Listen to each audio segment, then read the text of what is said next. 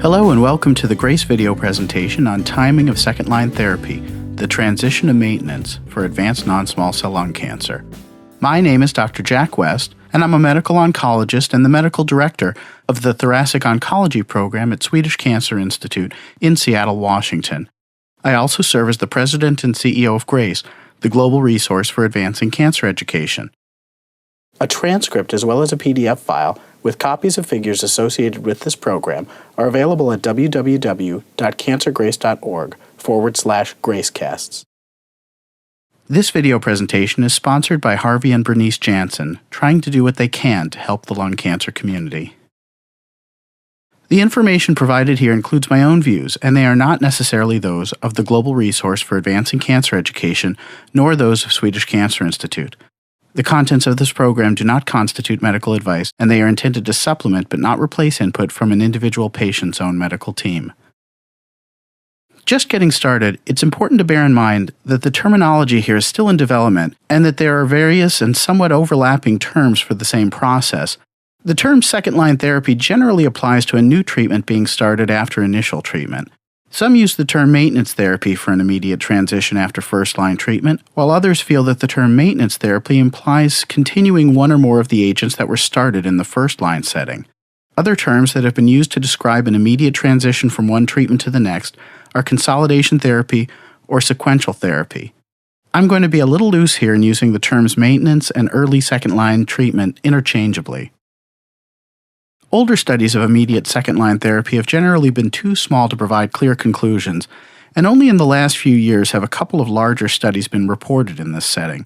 The first is this one by Phidias and colleagues, which looked for a survival benefit from immediate versus delayed chemotherapy with docetaxel, also known as Taxotere, after 4 cycles of carboplatin and gemcitabine as first-line therapy for patients with advanced non-small cell lung cancer.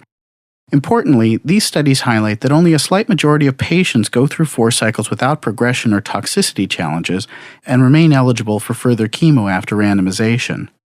In this study, one major issue is that the patients on the delayed Taxotere arm were not assessed for progression until 3 months after their 4th cycle. With that long interval, more than a third of patients dropped out without getting chemo on the trial, so the comparison ends up being one of the 95% of people getting immediate second-line therapy versus 63% getting delayed second-line therapy. The results demonstrate a highly significant improvement in progression-free survival, doubling from a median of 2 months in the delayed Taxotere arm to a median of 4 months in the immediate Taxotere arm, as shown in the figure on the left. However, as highlighted in the figure on the right, the difference in overall survival was not quite statistically significant, with a p-value of 0.08, higher than the 0.5 cutoff for statistical significance, though the absolute difference in median survival was 2.5 months longer in the arm receiving immediate Taxotere. This trial also indicated that the key difference in the two strategies is in the proportion of patients who actually received the intended treatment. When the survival results are limited to the patients who actually received additional chemotherapy after randomization, the median survival is the same, at 12.5 months for both groups. The strong trend toward inferior survival in the delayed Taxotere arm is directly related to the more than third of patients in that arm who didn't receive additional treatment after progression, generally due to a significant decline in performance status among these patients that precluded them from being able to benefit from more therapy. A similar trial was conducted with Pemetrexed, also known as Alimta. This study was sponsored by Eli Lilly and is sometimes referred to by the code JMEN by the sponsor company. It was conducted largely in Central Europe and enrolled patients who had already received 4 cycles of first-line platinum-based chemo, any of the various regimens that didn't include Alimta. Patients were randomized in a 2-to-1 fashion to what was termed here maintenance Alimta or placebo, each given every 3 weeks until progression. Because only patients who had not experienced progression after 4 cycles were enrolled, all 663 patients on the trial were randomized and able to answer the question of whether Alimta immediately after 4 cycles of first-line chemo improved progression-free survival. Overall survival was a secondary endpoint in this trial. The results of this study were very similar to the one in the previously described one with Taxotere. Again seen was a highly significant improvement in progression-free survival, the median in the recipients of Alimta just over twice that seen in the recipients of placebo, and again about 4 months versus 2 months. The curves for overall survival also appear very similar here to what was seen with the early versus later Taxotere trial, though it's important to emphasize that the results here are only preliminary. There was a nearly 3-month absolute improvement in median overall survival with Alimta compared to placebo, the p-value of 0.06 just above the cutoff for statistical significance. It is anticipated that more mature survival results will be presented at the annual ASCO conference in early June of 2009. The results of this trial also showed a striking difference in outcomes when Alimta was looked at divided by histology of non-small cell lung cancer. The primary endpoint of progression-free survival is highlighted in the columns on the left of the table here. You can see that the patients with non-squamous tumors, including adenocarcinomas, large cell carcinomas, or other, all share very similar improvements with Alimta as highlighted in the red box. However, there was no benefit in progression-free survival for patients with squamous tumors, as shown in the green box. The benefit in terms of response rate looked very similar, again with the superior results confined to the patients with non-squamous tumors within the red box, and no improvement in response rate seen among patients with squamous tumors in the green box at the bottom. Finally, the overall results are quite striking, with a full 5-month improvement in survival for the patients with non-squamous tumors in the red box. However, not only was there no benefit seen among patients with a squamous tumor, these patients actually had a median overall survival that was 2 months worse with Alimta than with a placebo. To me, these results clearly underscore that the benefit with Alimta is concentrated in the patients with non-squamous tumors. It's important to note that there are some shortcomings in this trial. Most significantly, only 50% of patients on the placebo arm received any further active treatment.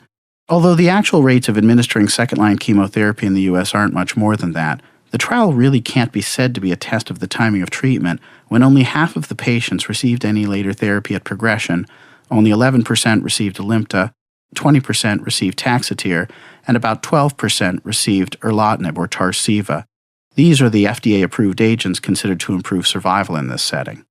As previously noted, the survival difference remains preliminary and is expected to be reported with longer follow-up in mid-2009. Finally, it's worth noting that the targeted therapy Tarceva has also been associated with significant improvements in progression-free survival in this setting. This has been reported when Tarceva is given along with maintenance bevacizumab or Avastin, or given alone after 4 cycles of initial platinum-based chemotherapy. The full results of these trials have not yet been reported, but we anticipate seeing them at the ASCO 2009 meeting. To summarize the current status of the field of early second-line therapy, sometimes referred to as maintenance therapy, for advanced non-small cell lung cancer, 2 trials have demonstrated a highly significant improvement in progression-free survival for recipients of early chemotherapy, whether Taxotere or Alimta.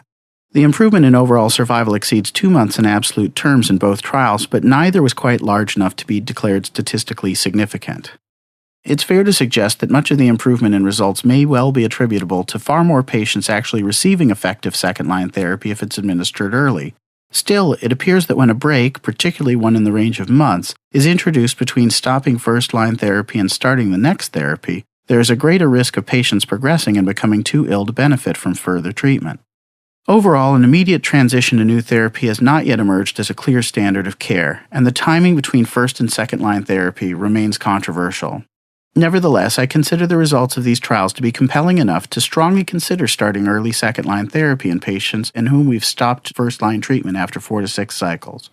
It's important to note, however, that these issues don't apply to patients who are continuing on one or more of their initial first-line agents, nor to patients who have progressed on first-line treatment.